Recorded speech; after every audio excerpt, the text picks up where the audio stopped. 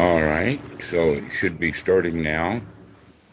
So go ahead with your report on the Mahasi retreat that you did. Yeah, so I think I kind of got to the point in the story where I was really telling you about all the really nasty stuff. Um, so all the fear that came up, all the misery, um, all the negative emotions, and how it got to the point where I felt like I had to leave, which I then did. So that's kind of the end of the story. But in between, I kind of skipped over some of the other things that happened because it wasn't just pure negativity and difficulty. There was also a lot of um, pleasant stuff, and I think also a lot of insight that happened in between. Mm-hmm. So one of the really interesting things that I experienced was I think I really saw dependent origination and the noble truths working in my own mind, like up close. So I really remember this one day where I was sitting in meditation, eyes closed, and I think someone was coughing, and the mind went to it, and kind of there was a lot of um, there was some aversion to it, like why is that guy coughing? Can't he like be quiet? How rude? That type of thing. And this was seen with like really, really strong mindfulness and strong clarity. And so it was also clear that the just the hearing of it and the suffering around it was not the same thing. So what then what then happened was another part of the mind kind of came in, which is to say a thought popped up into my head that said, did you know that you don't have to not like this? So did you know that you can just let this go? Like as if like one part of the mind was talking to another part of the mind. And Precisely so. Okay. and so that led to the mind just opening up and releasing that aversion, and then the suffering also ceased, which was really cool. So it was kind of like this live demonstration of suffering and the cessation of suffering in that moment, which I thought was really cool because it took like a second from beginning to end. And I had a bunch of those, which I thought was really neat, like to really see that working in my own mind, basically. Excellent, excellent. So when you recognize the feeling of not liking, now you're beginning to see that you have some wisdom about what you're going to do with that not liking. And one of them is, aha, I see you, Mr. Not liking that cough. A cough is a cough. Not liking a cough is because you have expectations based upon the old past sankaras, like this is a meditation hall and it's supposed to be quiet and noble silence and all of that sort of rubbish. When you got a cough, you got a cough. Yeah. It's a natural reflex. Yeah, there's nothing inherent in the sound that is bad in any way.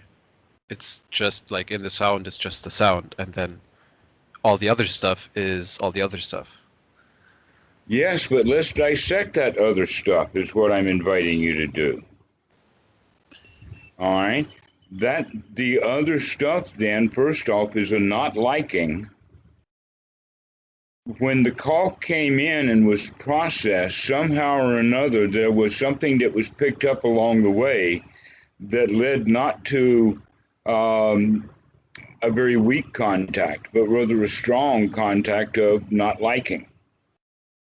Okay, so that was coming out of the Sankara, and as far as I could more or less recollect, that's the kind of Sankara that is not really old or ancient, but rather is, as in fact, is recent enough as the beginning of the course that's supposed to be done in silence.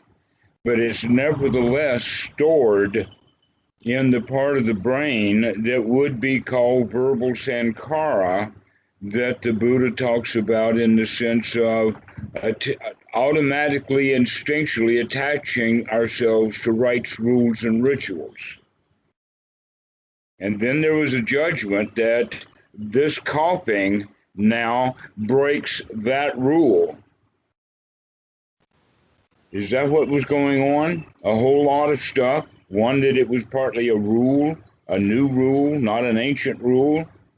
And the two, that you applied that rule with a judgment to say, and that silence also applies to coughing. I don't know. That wasn't... Because all of that stuff can happen very fast in a micro split second. that as far as I can remember, that wasn't my experience. So I think that was not seen in that level of resolution. It felt like just the pure hearing occurred first, and then immediately the not liking occurred. Okay. So the way I always put it is like the resistance or the aversion to it. Like, this is unpleasant. I don't like this. I wish this wasn't here. Like, if only this wouldn't be here, I would be happy sitting in silence, whatever. Yes, exactly. That's true. And this is the important point. In the chain of events of the Paticca at this point in contact of when you hear it, and that sound impacts you strong enough that feeling of not like arises, that's that point that is the most important for sticking for mindfulness, to become aware of how we feel. Because by watching, by seeing, we can actually take control over how we feel. If we can remember to gladden the mind at that point. Yeah. Because you have some control over it. You're already practicing the skill of gladdening the mind. It's a skill to be developed. It's right there in the Anapanasati Sutta. The skill of gladdening the mind. So as you're gladdening the mind, that's exactly what we mean at that point of contact when the not liking comes up for the coughing. That's an excellent point in time, and you got some benefit from that. But an additional benefit, if you probably may have already done that, was in the sense of, aha, I see that you don't like coughing. In fact, that was basically what you were telling yourself. And so in that regard, by letting it go, when there's something heavy and you let it go, the hand naturally rises. Yeah. Also, whenever we let a defilement throw out of the mind, that hindrance, whenever we let go of that not liking as a hindrance, then the mind immediately lightens up. Yeah. And so gladdening it is not much more than just pushing a balloon that's already rising into the air. I feel like one possible source of confusion for me is in the word gladdening, because what I experienced when the resistance was let go of was not so much like really happiness or glee or excitement or anything of that sort. It was more of like a calm matter of factness of like, it's like when you're pressing your hand on a hot stove top and then you take it away and it's like, I can take my hand away from this and I don't have to make myself suffer. It's like that release, that relief, that I don't know. That Okay, I you always got imagined gladdening to be something else. Like gladdening to me is like smiling, like excitement, okay. All joyful, right. that sort of stuff. Let us use then a word for you that fits better, because I'm not attached to that word either. Rather, that's the one that wound its way into the English language. You use the word release. All right. Some people use the word let go, but letting go has a different quality that's after we're too far into it. But now that you're right up to the door of the feeling, that you have now a choice of how you're going to feel. And the word that you're using is release. Wow, what a relief it is. And that's actually a most important quality of this thing, of being released, or the relief of getting out of a hot plate, out of a hot room. A cool breeze comes, all those kinds of analogies physically, because our language doesn't have feeling words that we actually can use better. And so the word gladdening almost for you means a fakeness. Okay, so another word that we could use in that sense would be brightening. But again, the word that you used was release. Relief.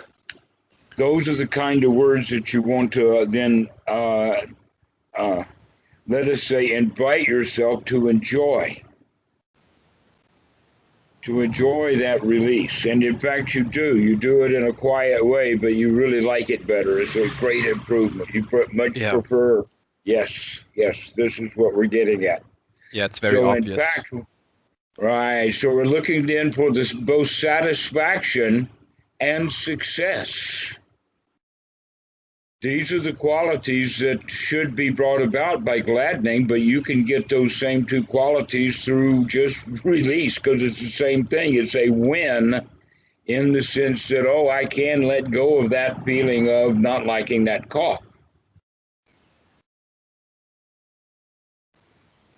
It's Yeah. almost like the first time in one's life to recognize that you actually do have control over your own feelings if you would only exercise that control.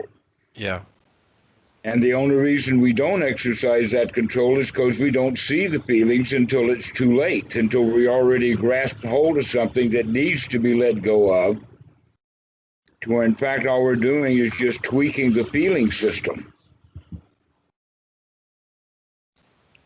Yeah. so that we begin to see things wisely. So this is what Bhikkhu Buddhadasa calls wisdom at the point of contact. But the human mind is a human mind, whether it goes into a Mahasi method retreat or a Buddhadasa retreat or a beginner's retreat of some sort. The mind is still there, and that the various ways of talking about it are still there.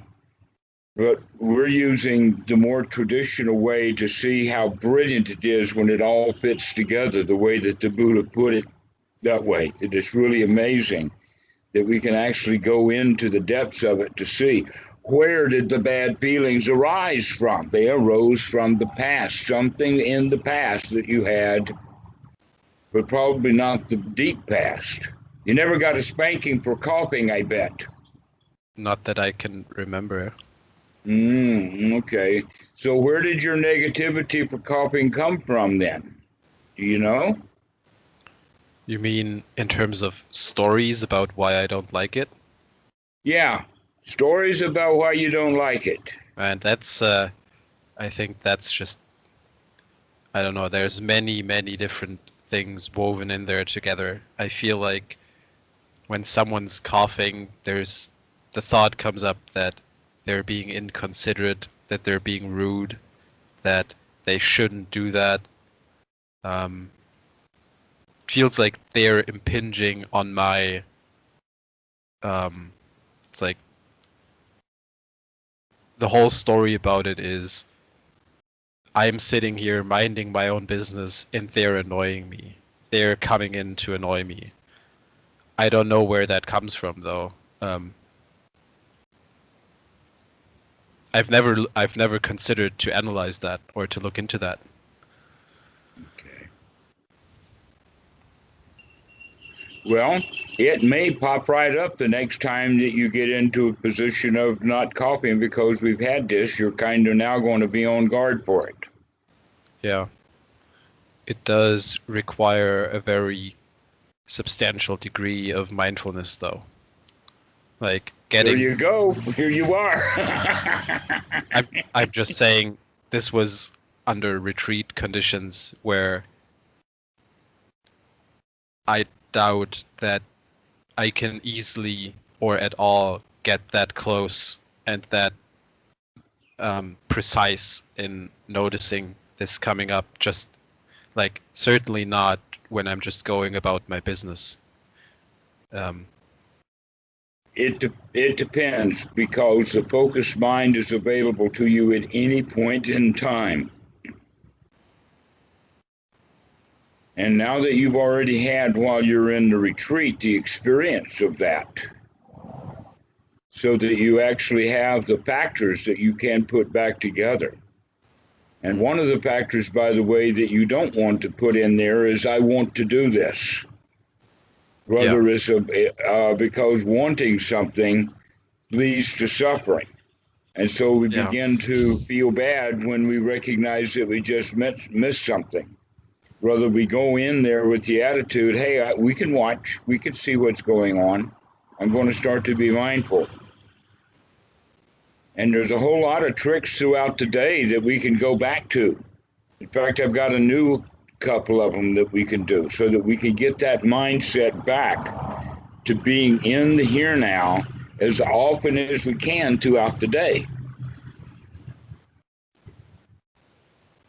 Because it's not a matter of deep meditation, it's a matter of looking.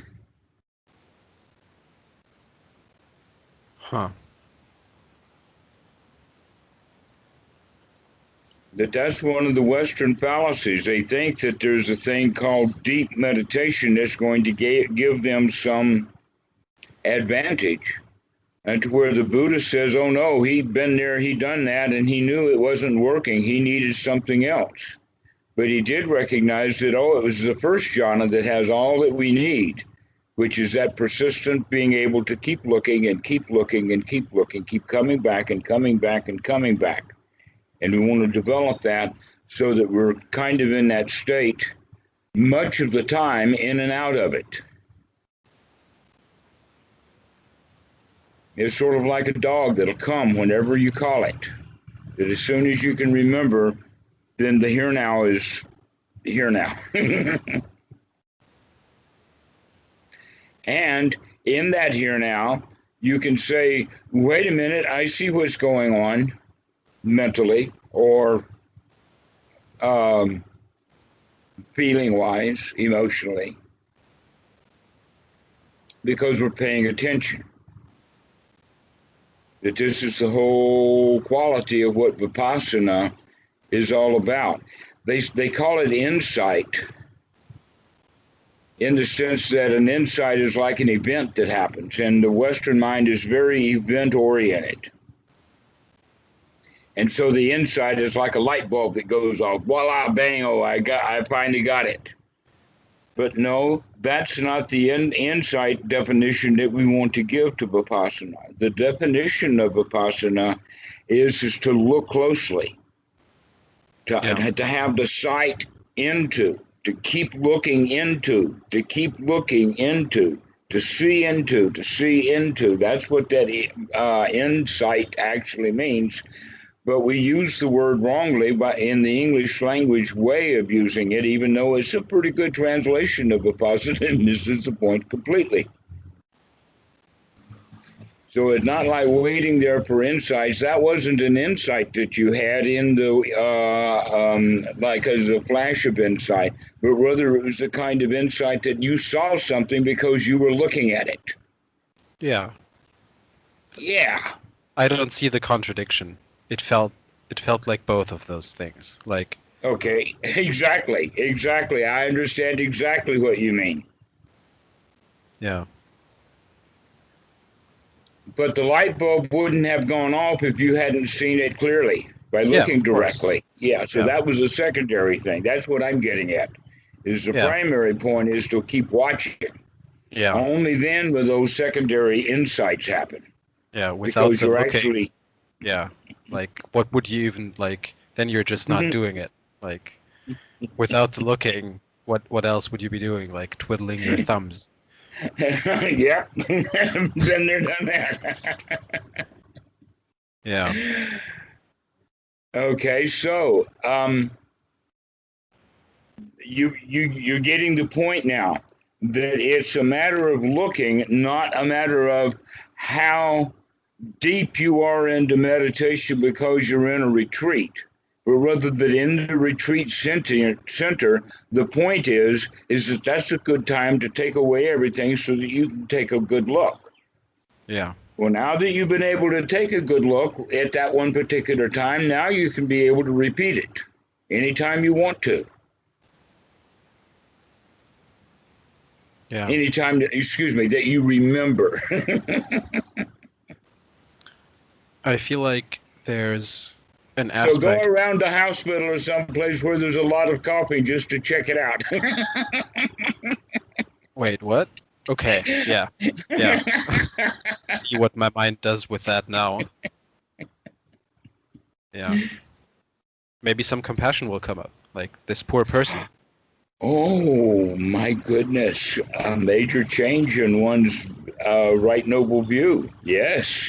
I mean, it could be the case. I don't know for sure. I'm not exposed to coughing all that often. Well, you can find something to suffer over. Oh yeah, I'm. There's no doubt. There's no doubt about that. Surprisingly enough, I think most suffering comes right out of one's own mind. That sixth sense door.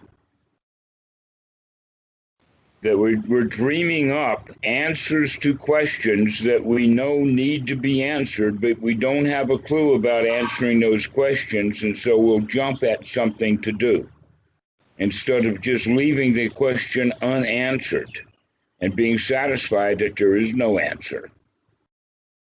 But an example of that would be anxiety, you see, that people can be there in a state of anxiety with you. You should be able to recognize, oh, that's anxiety. I see you. Yes, I'm watching for that stuff too. But for those who can't, imagine an old man in an old hovel many hundreds of thousands of years ago, and he's sitting in this hovel and he has that anxiety in his side, and he says, I know something's not right. And then he says, oh, I know what it is. And he goes out and he fixes the stone wall. Yeah, you Spends told that much of the story night. before.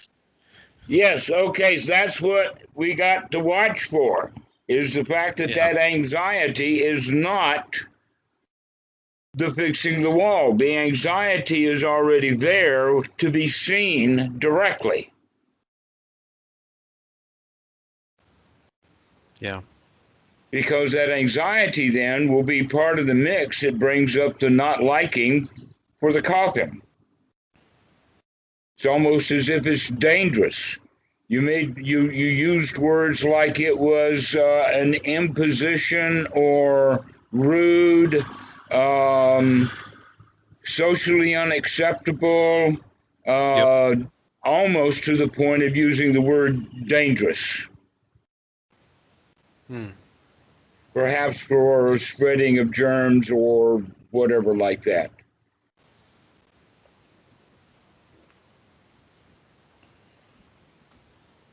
And so when the reptilian mind hears that stuff, when it hears that cough and that's already registered that deep into the how things ought to be, then those kind of reactions will spring out. Yeah. And when you're alert to them, which you're beginning to do, you're beginning to wake up to that stuff. Congratulations, that's exactly the right way to do it. Go do a retreat or two. I've got two lined up for the rest of this year? Very good, very good. We'll talk about them later. But meanwhile, let's get back to the kind of practices that is going to get sati going for most of the day.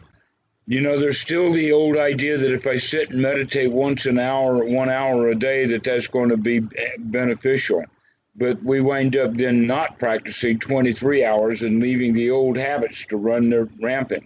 So we want to start interrupting that stuff with sati as often as we can, using the Eightfold Noble Path, especially right attitude and right view and right sati and right effort. So with you, that right effort is the release or the relaxation. The letting go can be the right effort. Yeah. Because when people ask, what is the right effort? The right effort is just the least amount of effort possible to get the job done.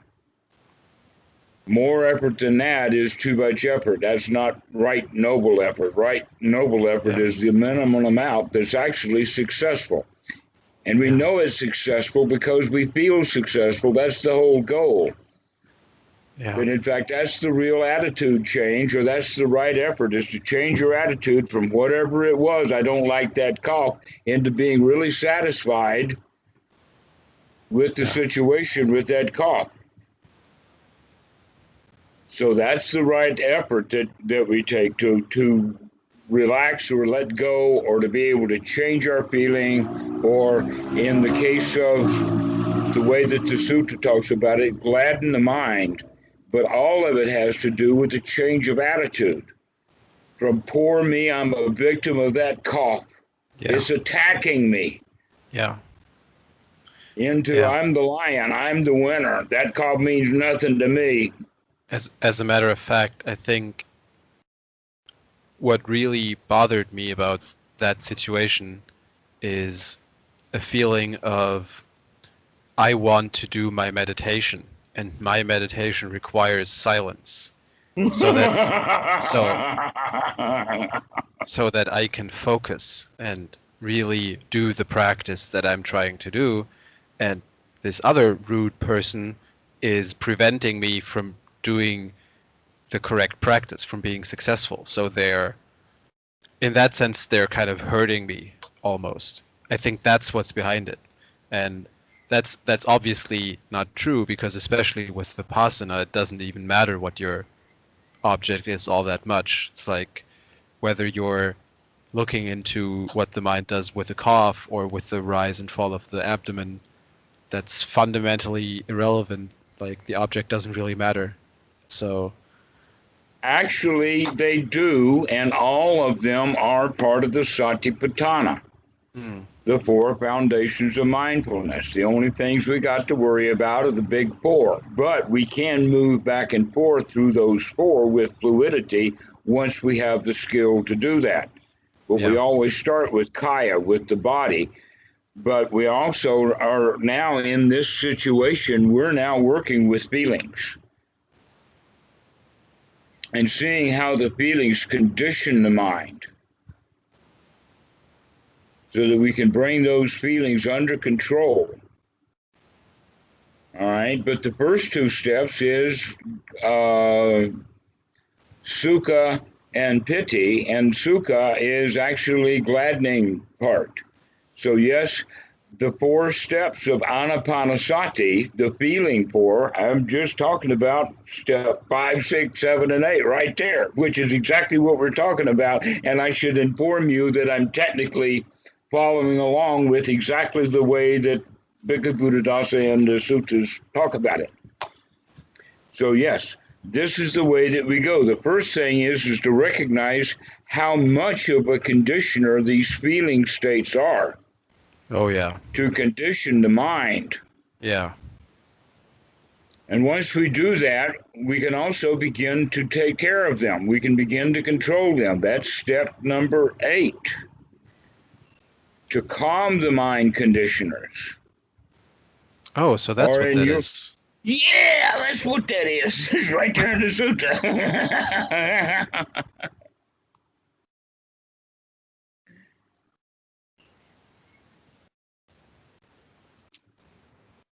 Huh. Yeah. I've definitely thoroughly seen what a big deal emotions are.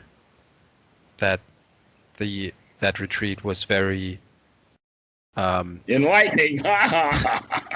was very instructive in that regard, is what I wanted to say. It's like, yeah, emotions are what motivate action, right? That's kind of the only thing that ever motivates action, because a thought without any emotion with it does It's got nothing. no weight. Yeah. It's got no weight. It's got no contact. There's no gravity to it. Surprise, surprise. Gravity, we're talking about physics. And the relationship of gravity to mass is exactly the human being's condition of feelings and action. They're interrelated like that. The mass of our action has to be weighted by the gravity of our feelings. So if you don't have any bad feelings, or if you don't have any feeling much at all, then there's not much to do. Yeah. Yeah. And that's really That, counterintuitive if you've never seen that, because often people think, I'm making like some rational deliberation. I will now think about what I need to do. Or people who are really into science and they think that they they're these rational thinkers where like they pursue truth for its own sake, which is impossible. Like that doesn't make any sense. They're pursuing truth because it makes them feel good in some way. Um, and I've like before the retreat, I didn't see it, but now it's so obvious. There's no there's no way I could unsee that.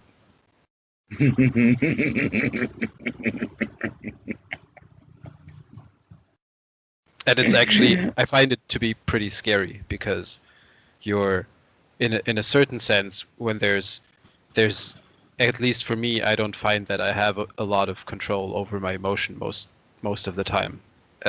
Maybe with small stuff, but like sometimes it's just like the weather passing through. Like sometimes there's just this thunderstorm, and then that's what there is, and in a certain Hmm. sense there's no control over it. um, Exactly. and that But means that's that, how life has been. yeah, that's how it's That's the always been. habit. You're right, exactly. That's our knowledge. We see that directly. But something new is happening. Now you're recognizing, guess who's the sky god that's throwing the lightning storm? Somewhere in the mind, something was feeling. That's the whole point that we're talking about here. As the storm, there is still that source. There's something that kicks that stuff off. But at least now you're beginning to see that the storm is there because you're manufacturing it somehow. And you'll begin to figure out exactly how that storm was manufactured too as you delve deeper into the mind. But this is all done in first jhana.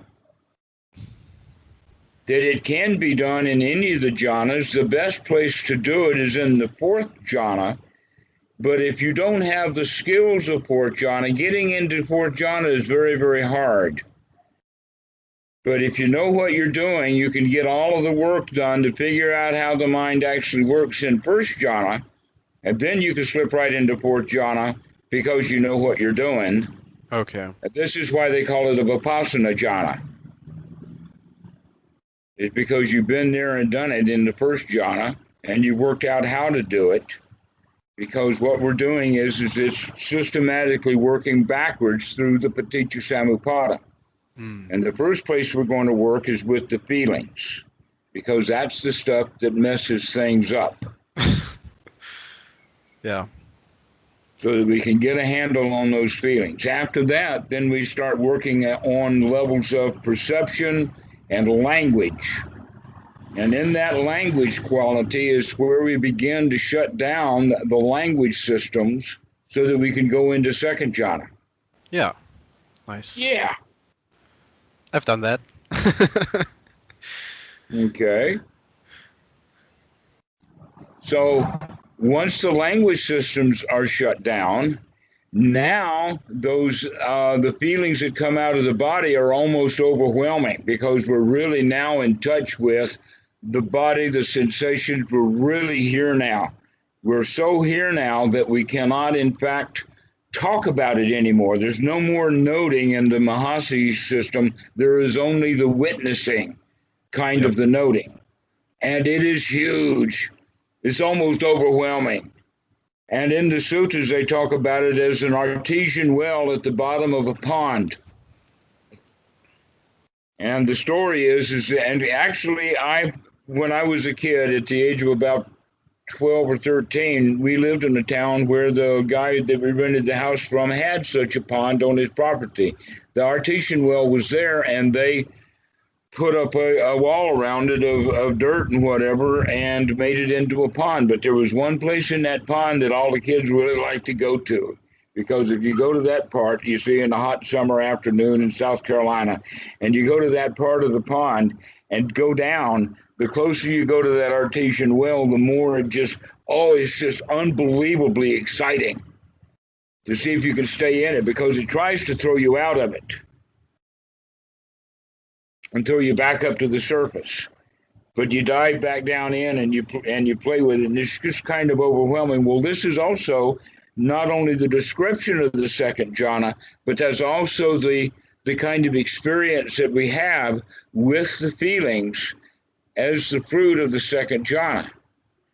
But then in the third jhana, even though all of that stuff is happening, it's described as like a lotus flower that is able to come up out of the jhana or out of the flow of the physical sensations and the visual sensations and all of the waking up of the senses, and that the lotus then will rise above that so that we gain clarity. And so this is the third jhana, is the clarity above the emotional system, which means now what we're beginning to do is in the process of shutting down the reptilian part of the brain, that we're rising above all of the activities that we can now recognize in the reptilian part of the brain. All right, and so the only thing that's left now is the frontal cortex, the guy who's running this show, the boss, the one who has now woken up and says, this is what we're doing here. In the Paticca Samuppada is now that we've gone beyond feelings down into the levels of perception, where the Sankara lives, which is part of the body. That's why we're shutting that stuff down also. So you can see with all of these various maps, it all maps in together of what's really going on physiologically in the mind. And then the final thing left then is the quieting down of the final stuff that has to do with the body. So at this point, you can no longer do any anapanasati because the breath is so stilled that it doesn't have any perceivable thing, that it almost appears as if death is there from the outside because there's very, very little or no breathing. Then, in fact, a lot of the breathing that's needed is done right through the pores of the skin. Also, this is called out-of-the-body experience. Now, in that place is where the mind can actually perceive perception directly. This is why in the sutras it's called neither perception nor non-perception. It's because we're down at that level of where the only thing that's being perceived now is consciousness itself, but consciousness doesn't have any more objects. They've all been shut down. All of the senses, all of the feelings, all of the verbal, everything's been shut down. And so now we're dealing directly with just consciousness and just the amount of perception necessary to perceive consciousness. That's the fourth jhana. As you slide off into the nothingness that's left after there's no longer any perception left, there's any consciousness. So this is all known now physiologically from the way that the brain works. It fits right into Paticca Samuppada. It always has. But the problem with doing the jhanas directly without knowing what they're doing is that people don't even know what's happening. It was the Buddha who was able to work this stuff out about how the mind actually worked because he had already developed the skills to do that. But you do not need the fourth jhana to reach the same states that the Buddha did. That's all done in basically walking around in first jhana kind of life, where you're kind of released from everything kind of all the time. So there's no work to do, no place to go, nothing to do, everything is good. You might have to chop wood, but now you can chop wood and you're just chopping wood and carrying water because that's all there is to it. There's no more work involved. You do what you want to do. I've got a question. So Yes. actually I've got two. Well, one's a question, one's a story. So the question is the reason that you recommend doing all of this from first jhana as opposed to fourth? And I think some of the things you were mentioning sounded more like the arupa jhanas, like neither perception or non-perception. That's also sometimes referred as seventh, right? Seventh. No, there is no place in the sutras where they talk about 7 and 8 jhanas. There's only 4. And the fruit of the fourth jhana are these 4 qualities that are called the arupa jhanas, because everything about the body, the feeling, and all of that stuff is shut down, and you're dealing with just the arupa part, just consciousness, just perception, working directly with that level of the mind in the story of Paticca and that's the arupa. But you can see that stuff in operation by paying close attention to it in first jhana. So when you're in fourth jhana, there's nothing else. Just look at, there it is. This is it. It's almost like while it'll hide from you in first jhana, it will slug you in the fourth jhana. So the picture I'm getting here is the reason that you recommend this and that you don't really recommend going up to fourth jhana with the 4 arupa qualities to it is that it takes a long time, and that it's that we're basically, and I don't mean this in a negative way, that we're taking like a shortcut maybe, that we're saying we don't need to go all the way up there, we can do it from down here just as well. But okay, you just touched the magic button. Oh no. Yes, you did. You just touched the magic word, and the magic word is shortcut. That's exactly and precisely what we're talking about. And in fact, in the Satipatthana Sutta, Bhikkhu Bodhi more or less correctly translates it as the direct method. Oh yeah, the direct path to the direct path. Awakening or something. Yeah. Yep. Exactly so. But in the Thai language, I was really kind of surprised that the Santikaro would translate Bhikkhu Buddhadasa's version of the direct path as the shortcut. But Robert fixed me up with that because he knows Thai language. I told him about it. He researched it, and he says, oh, no, Bhikkhu Buddhadasa actually did use the Thai word for shortcut, and it's in the suttas also.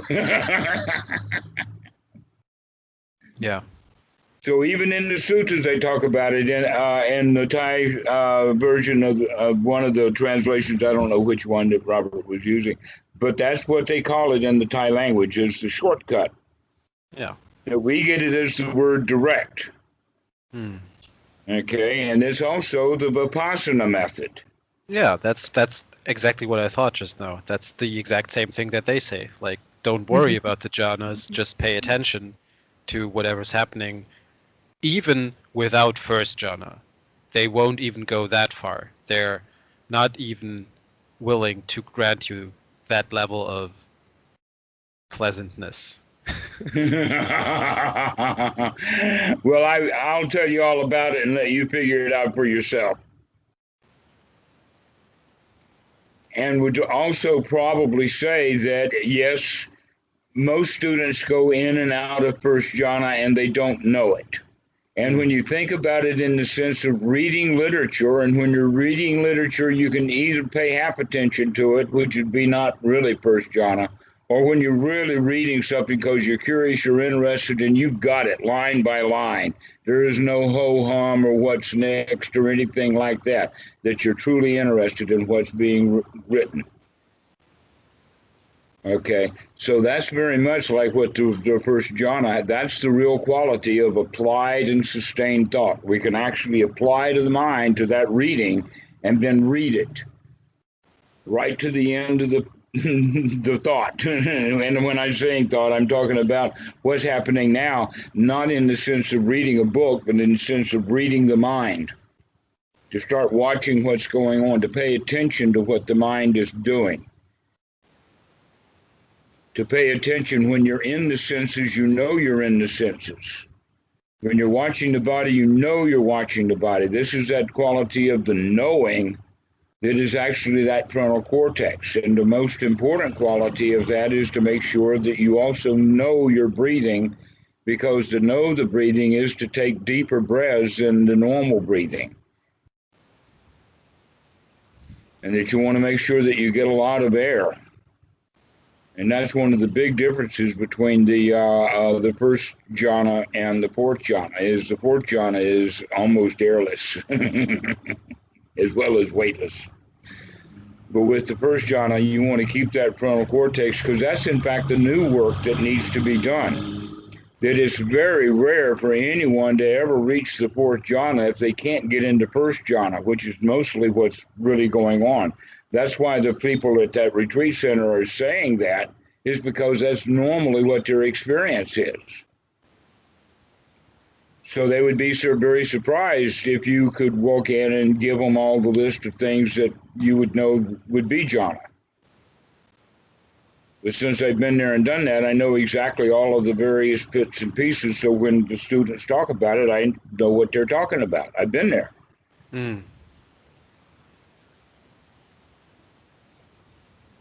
Yeah. Okay. So, but this also means that, so some people go and take what I consider to be a pretty extreme approach and say, not only are the higher jhanas not necessary, they say they're actively harmful. But the way I understand what you're saying is that we're actually using the jhanas to gain insight. We're using them as a tool to see more clearly. So because more and more of the noise and like the conceptual mind is shutting down, the thing we actually want to investigate becomes clearer. And in that sense, we're not like, some people have a view of jhana where it's really heavily reliant on absorption and really making the mind very still and focused and absorbed into an object, which I imagine isn't really that conducive to actually insight practice. But it depends upon what that object is. If it's an external object like a crystal or a fire or anything like that, then it's not the path of the Buddha. That was one of the major changes that the Buddha made, was stop using external objects and bring the objects inside. So in the fourth jhana, if we're on the inside, and we've also gone so far as to shut down the thoughts and to shut down the feelings and to shut down the body, what left is there to be in the body about other than these mental processes?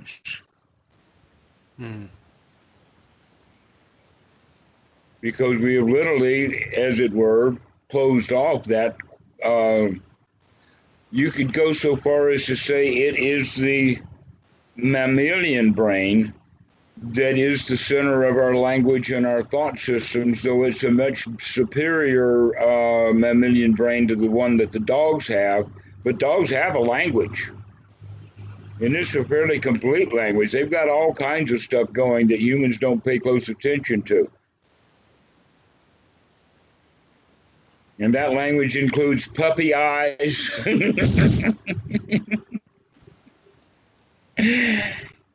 And sleeping with one ear cocked open so that they can listen, all kinds of stuff they do that is really amazing. They're very complex animals, and they're all operating off of an instinctual system. Mm. But much of their language systems come out of the mammalian part of the brain, which is more or less the mid-cortex. That's just more or less correct. And so when we shut down that part of the mind, what we're actually doing, we can work with that intentionally. I think we've covered this before about on the out breath. Make sure that it's a very, very long out breath, and as the out breath comes to an end, that's when you let it sit there with the mind as thoughtless, with the idea that you're going to leave the mind as thoughtless as it is until the next in-breath, and then the mind will start up. And so you start pegging the mind's operation with the end of that out-breath. It's a very handy tool to go into second jhana. Yeah, I've noticed that breathing out, when I couple it with relaxing and letting go, that's very, very conducive to jhana, because that's it's almost like you can relax yourself into it. You can like let yourself. There's no way in other than that. That's the only way in. Yeah, I've previously used a lot of effort and directed attention to get into it, like really keeping the mind stable, and that also works for me. Or it used to work in the beginning. Maybe something else was going on that I wasn't seeing, but it's like that kind of relaxing, letting go, and then at that point I really do the gladdening the mind. So really leaning into like maybe a smile, like having that quality of like a slight Buddha smile on the face and also in the mind. And that's kind of my recipe that I'm using. It's like I'm stirring a cake. Do you know Hogan's Heroes? No, what's that? It was a comedy show back in the 1960s that had as a prisoner of war camp, and that the show made all of the German guards, etc., as overly stereotyped in order to be to the point of funny, and so they were staunch and really, really uptight, to where the Americans were really fun-loving, playing tricks on all of the guards, and that was basically what the whole series was about. They were using the inside of the prison as sort of a radio camp so that they could direct all kinds of activities all over the place, right under the nose of the guards. Okay. And so here what I'm making is the kind of extreme position between the hilarity of the American and the uptightness of the German guard, between you and me and our point about letting the smile. Because the first time that I got to second jhana, it was oh whippy coyote. Oh yeah, yeah. Oh yeah, that's another one. Yeah, I was sitting with my local Sangha last week, and we did Anapanasati meditation. And I was getting into second jhana, and like when I get into that, it's just like, whereas trying to get into first jhana, it's kind of like, oh yeah, let me put a smile on my face, like let me just incline my mind towards that. But then with second jhana, it's more like there's fish hooks at the side of my mouth that are pulling it up, like it gets a life of its own. Like the smile just happens and it gets wider, and then like chuckling comes up. It's kind of like that upwelling of that positive, like, I don't know what that is. It feels like smiling energy or something. like laughing Okay, energy. that's the beginning of that pond that I'm talking about, that Yeah. artesian well that wells up inside. It's Yeah. enormous. It's unbelievable, in fact. And you're already telling me in your own language, but I'm saying, yeah, the more you do that, the more upwelling there'll be. It will be a real gusher. Yeah, it was actually a bit of a problem because I was on the verge of bursting into laughter, which which isn't that appropriate when you're sitting with others in silent meditation, and I didn't want to disturb them. So I kind of had to like try to put a lid on it, which is really hard without completely squashing it. And then like for at least half an hour afterwards, I was just like smiling and happy, and I think people were noticing I like the teacher there. She was like, I know what's going on. I can see what's happening here. Um, yeah,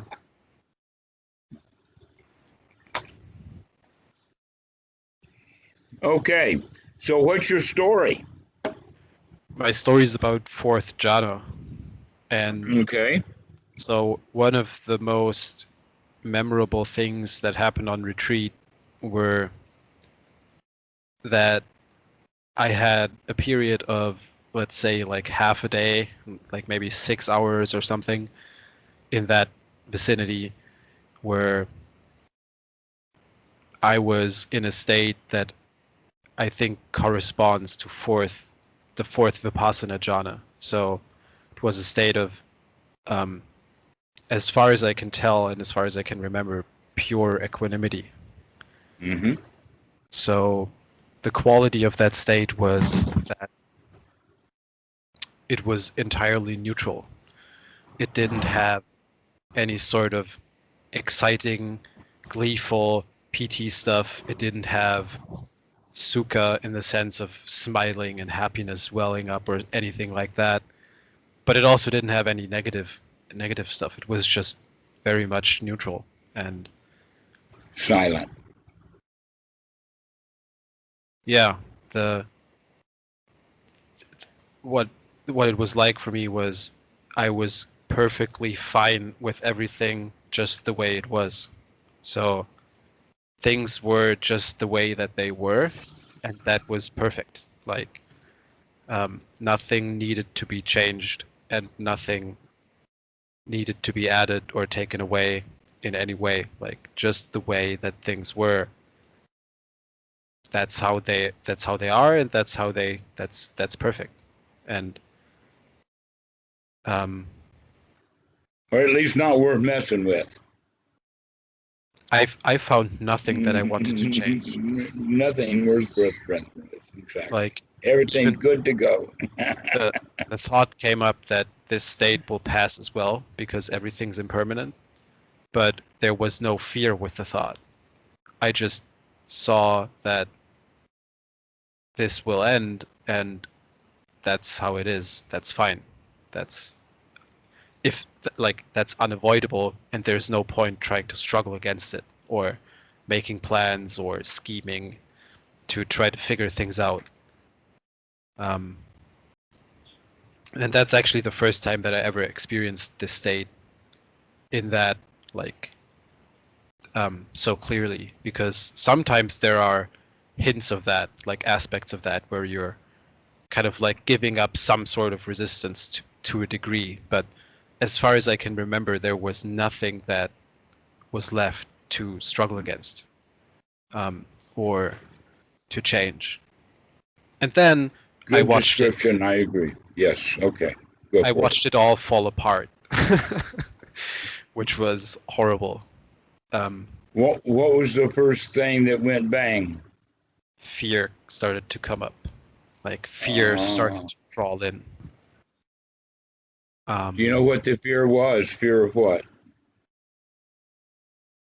um, I don't know. At first, I think it was just the fear. Um, and then it really Okay. grabbed on to the fact that this really cool thing that I had, which I know is,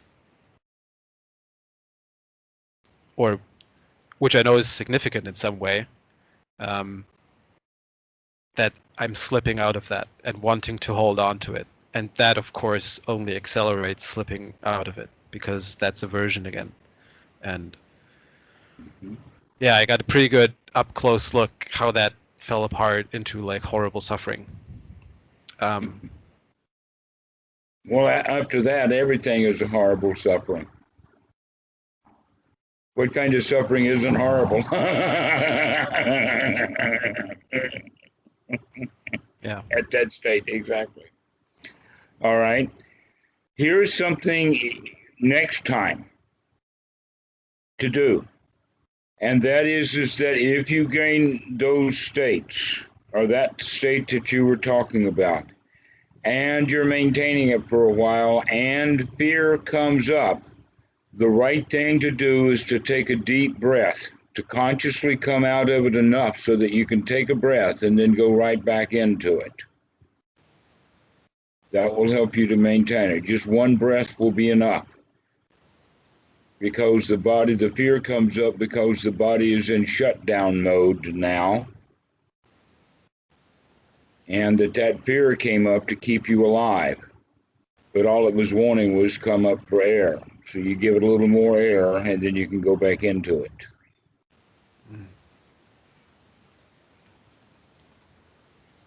One of the secrets of the training. Seems like a pretty like advice that can be broadly applied. Like there's all sorts of things that are fixed by taking a deep breath. That's right. A lot of things can be fixed by taking a deep breath. It'll keep you alive, among other things. That's a good one. But yeah, it felt very profound and very ordinary at the same time. It wasn't like I was in an altered state in the sense that people usually would use that term, but like it definitely was an altered state, but not with any bells and whistles or fireworks. Mm-hmm. It's like very matter of fact, but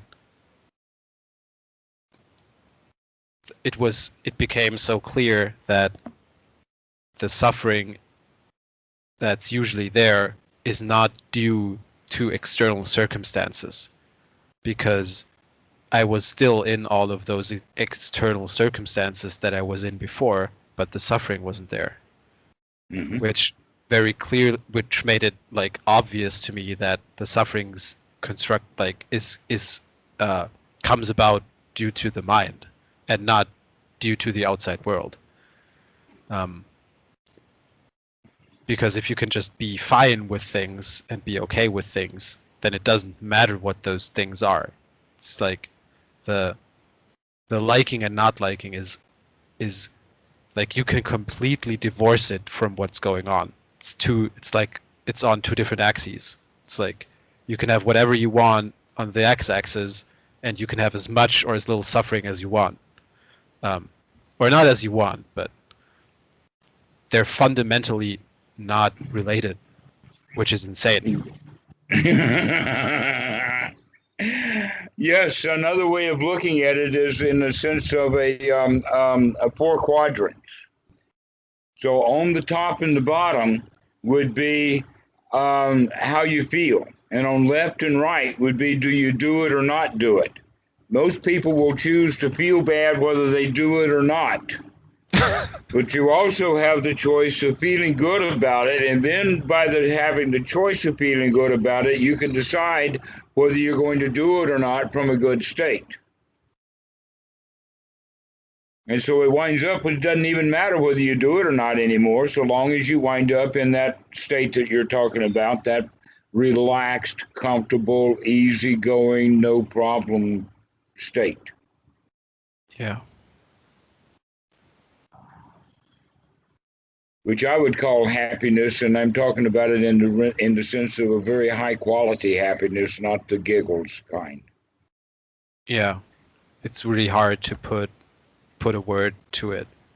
I've heard it described as equanimity, but that's also a pretty old Nobody word that uses that word. Yeah, that's a really odd word to have snuck in there someplace. it's like as long as we both mean the same thing with the same Mm. word, then we're okay. But it's just maybe this is the German sensibility again, but like that's not what I associate with happiness.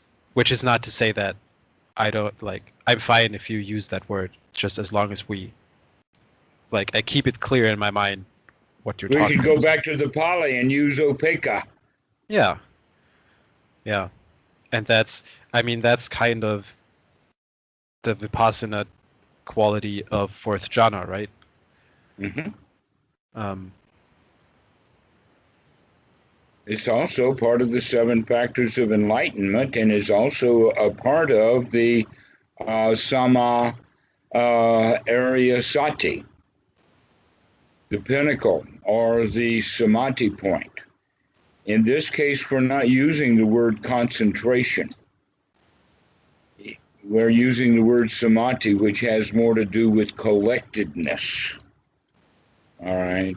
And that concentration often is used in the sense of putting pressure on and taking things out that are not needed, getting it down to just the essence. We even use it in the sense of boiling it, which means really oh yeah, putting a lot of effort or pressure and things like this.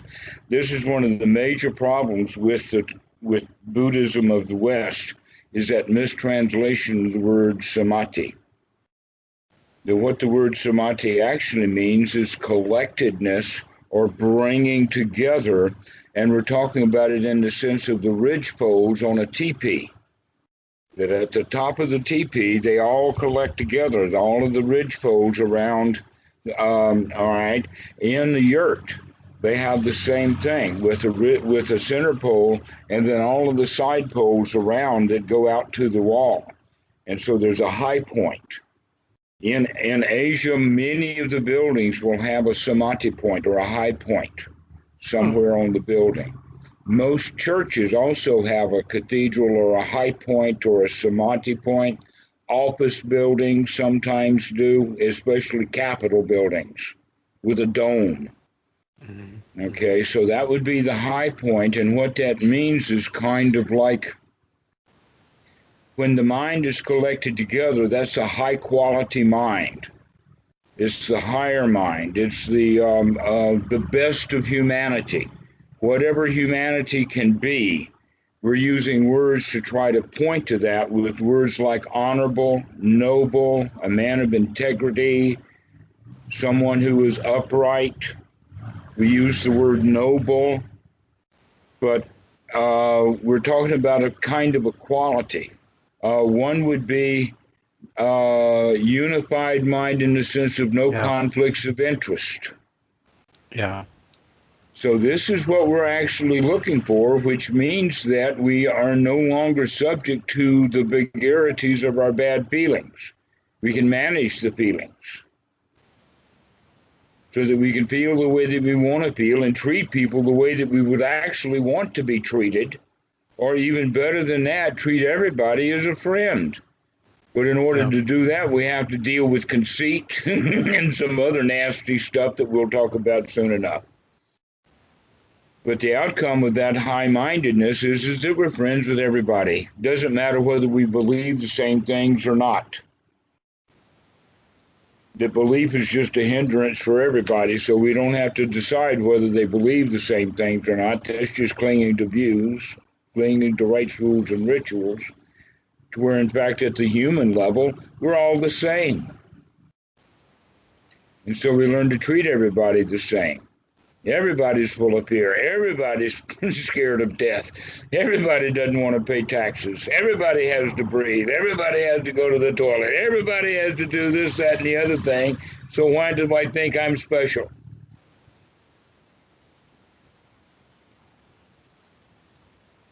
And so when we start to take things apart at that level, we can recognize, oh, I have been really rude to people. I have coughed. yeah, And so we begin to treat everybody the same. Everything is it's not exactly as if it were everyone was equal, but rather that everyone, each individual one is so complex, then any comparisons that would be done would have to be done with a select small criteria list. That it would be hard to compare two people with 20 different items. With 20 items, it gets really complicated. But 20 is not enough for the criteria. That often when we compare ourselves with others, we're using a very short criteria list that we chose. And so it better not to do much comparisons. Once we begin to see, oh, I spend my time comparing myself with others. But this is something that you can begin to see with this walking around first jhana that we're talking about. We can begin to see that we compete with others. We can see how we feel when we're in front of other people. Many different things can be seen. Dan was beginning to see that he could, when he would get into a conversation with others, his shoulders would begin to rise. So he could put a stop to that, because he was feeling inferior to the other people. And so the shoulders rising means he's in a state of fear. And when he's in a state of fear, he's not communicating correctly with people. So these are the kinds of things that we begin to get really curious about, is how do we behave, and why do we behave, and why do we feel the way that we feel? Because there's something under there that keeps us motivated to do things that we don't really need to do. Restlessness, worry, trying to figure out what needs to be done. In fact, the human being has turned itself, and the Germans are really excellent at this, they've turned the human being into a problem-solving machine. Yeah. And then many people, they take on meditation as a problem to solve by a problem-solving machine, and they have a bit of trouble with that. Yeah, it makes it into just one more thing to get stressed about. Exactly. It's like, I didn't do my meditation today. Now it's time to worry. Yeah, I didn't get my brownie point today. Yes, exactly. I'll roast a nail an extra hour or two. There's a really excellent joke about this that I think you might appreciate. So that it's an old joke. The Jewish mother sends a telegram to her son. Start worrying. Details to follow. I've heard that before. That is so funny. Yes. Yeah, I really like that.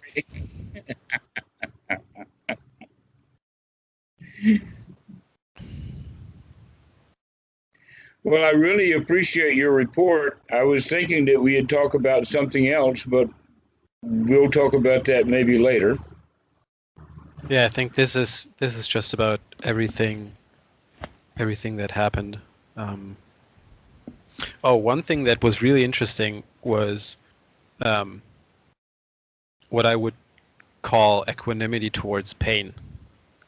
So I experienced pain without any suffering, which can hardly be called pain. So I. But it can be called sensation. Yeah. You might even get away with calling it strong sensation, but even using the word strong is pointing in the direction of pain. It's just sensation. Yeah. So I was doing a lot of walking meditation, and turns out that one of my legs is like a tiny bit shorter than the other, which is, I think, a common thing for people. And one of my feet was getting more of my weight than the other, especially when I was standing. So that How long have you known that? Since the beginning of that retreat. And then, no, it became clear when I was starting to do a lot of walking, which every time you like seriously get distracted, you stop. You stop and note standing, then so you note the distraction, you note standing, and you note intention to walk, and then you note walking. So it's kind of like, it's a very similar thing that you described with coming to the end of the path that you're walking on and really having that boundary. Yeah. So anyway, doing a lot of standing, sometimes on like really hard, like ceramic tiles that are really like harsh on the feet. And so one of my feet was really starting to hurt a lot and was causing a whole lot of suffering. And then I got into equanimity regarding that feeling. So the feeling was still there, but the suffering wasn't there anymore. Mm-hmm. And the really interesting thing is how small the actual feeling is compared to how huge the suffering is. That is so hard to explain to people, but I hope that they can get it from you. You're giving a really excellent, clear perspective. You're exactly right that we make a mountain out of a molehill mentally. Yeah. The feeling is almost nothing. Like almost when this, nothing. like what was left as a sensation was pressure. I felt pressure in the, what do you call it? The heel? The heel of the foot. Yes. Like just dense pressure. Like, and it wasn't, there was no I don't like it regarding it. And that's just insane because you can't, there's no way to know what that's like until you know it, until you actually know it. It's like explaining colors to a blind person. Like if you've never had that, I've never, until that point, I've never had it where that feeling and the suffering get separated. They always arise together. So it feels like the suffering is part of the feeling. That's how my foot feels. It feels horrible and I hate it and I want it to go away. That's what my foot feels like, but that's not actually true because it can The foot feels pressure. Exactly. The hating it is all in the mind. Well, I have a funny little story about that. In fact, I've told this story to many students before. And that is that Goenka has in their course, at the end of the course, a practice called strong determination sittings, which is the idea of getting people to do exactly what you're talking about with the heel, of begin to separate the sensations from the actual feelings of the sensations, to recognize the sensation as I don't like it. It's really at that point of paticca samuppada. But rather going down the paticca samuppada pothole right now, let's go and look at the fact that the people can learn to separate the sensation itself from the feelings. And by being able to do that, I would recommend this method of Vipassana to two different kinds of people. One would be Jesus freaks who actually do want to go and crucify themselves. So let's get them up in shape so that they can manage their mind while they're up there. And the other one would be the people, and by the way, I don't know any of those. But the other part would be CIA agents who are possibly going to get captured and tortured, so that you can get their mind prepared so that if they do get tortured, they can laugh at the torturer. Enjoy that one? Oh, yeah, here comes that needle. I know what that needle's going to do. Yep, there it is. Yep. I know you got that needle stuck right through my brain, but that's okay. You can't hurt me. That would really frustrate the torturers if people were happy and laughing during the time of their torture. And this practice of Vipassana at this intense level so that we can separate those sensations from those feelings is exactly what's needed to do, not only just with the sensations, but we can begin to separate our feelings out from everything that happens. Coughing even. Because that coughing really didn't hurt. What it hurt was I don't like it. That's what hurt.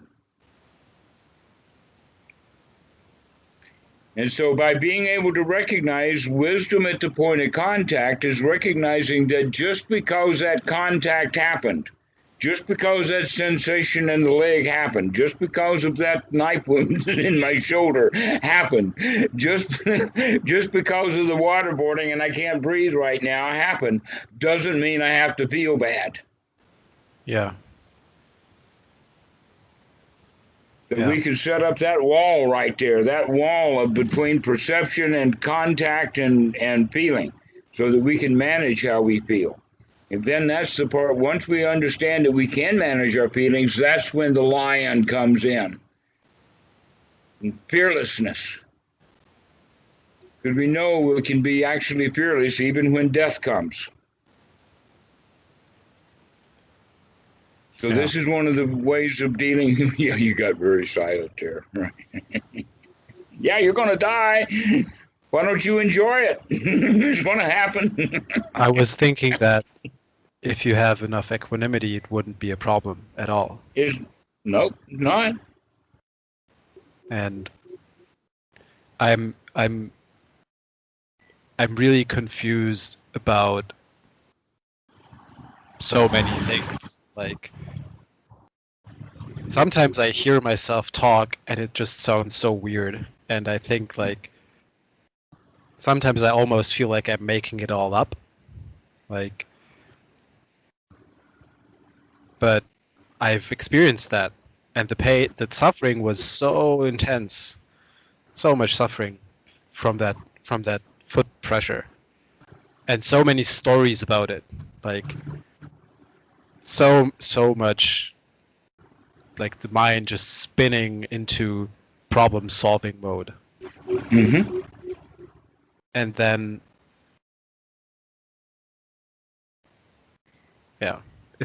it's like the actual thing is almost nothing, which is so weird. Isn't it amazing that all the depictions of hell through the Middle Ages, even with Buddhist art and things like that, but it always has to do with body parts and physical anguish. Mm. That everything about hell, even the Muslims have a system talking about that every day the ghouls are going to strip your skin off, bit by bit, piece by piece, and in the night it's going to grow back. So tomorrow they're going to rip the skin off again. And upon first thought you say, "Ew, ouch." But the second thought is, hey, I can get used to that. They're paying a lot of attention to me. I can make friends with those guys who are there stripping that skin off. But nobody ever has those kind of ideas. They keep thinking that hell is a physical state. Mm. But then there's the Buddhist joke, and the Buddhist joke is the Buddhist walks up on the street corner for whatever reason he's out there, and there's two people that are arguing. One's a Christian, the other one's an atheist, and the atheist says, "There ain't no hell." And the Christian says, "The hell there ain't." And the Buddhist walks up to two of them and he says, "Hell, you're both in it right now."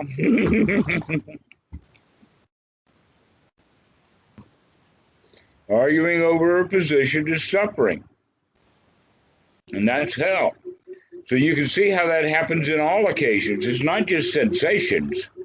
It's our attitudes, our beliefs, anything that happens, coughing that we don't like, any of our rule systems, all of it. We need to be mindful for that. Every minute of the day, as much as we can. Let me go ahead. Is this what you want students to come to? Because one thing I'm realizing over and over is that I kind of arrive at the thing that you're talking about, but then it feels like the words that are intuitive to me are not the same words that are often intuitive to you. So there's often, I have to kind of really interpret and really make the connection between my experience and what you're trying to get me to see. So exactly, that I give you full permission to do that. And you can also hear it in the sense that the Dhamma or the Tao that can be said is not the real Tao. that I cannot use language that's going to suit you perfectly. For one thing, I think English is a foreign language. You're very good at English, but it's still a second language for you. And that you haven't grown up in the places that I've grown up in, and I'm really happy for that for you. Yeah, I think it might be just a character thing. I think, and maybe this is just like old Sankaras, but I'm not that jolly. I'm not that, like, I'm not prone to just laughing all the time, which is certainly not a criticism of you or anything. Like, don't take it the wrong way. It's just when these states come about, to me, they feel really calm and quiet, tranquil, peaceful, at ease, accepting, and those are all like, that's like a family of words that are like closely together, and I often get a different picture from the way you're speaking. It's way more like, oh, like I can actually be like really happy and just laugh in the face of my torturer, that kind of stuff. And I'm just really trying to square those. You're doing it from a tranquil place, but that's what you are doing. You are laughing in the face of torture, in the sense that you're above it. Yeah. Okay. So in a way, I teach in a way to get the point across to the students. But now that you're getting the point, you can say, well, my experience is not quite as exuberant of yours, but I get your point, all right? Yes.